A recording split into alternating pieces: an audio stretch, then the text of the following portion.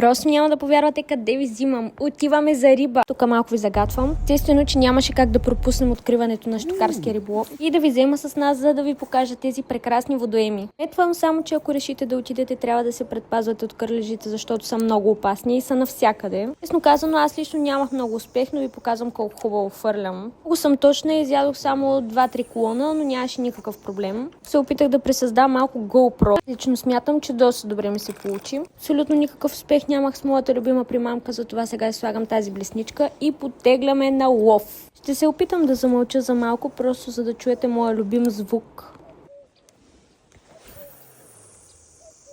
Така, аз смятам, че абсолютно всички спинингисти ще разберат през какви препятствия се преминава изобщо, че да стигнем до някоя местенце, което сме си набелязали. И мисля, че ще и разберат, че това прекрасно място, колкото и да е хубаво, не винаги ще ни даде риба. Виждате ли го този големия клон?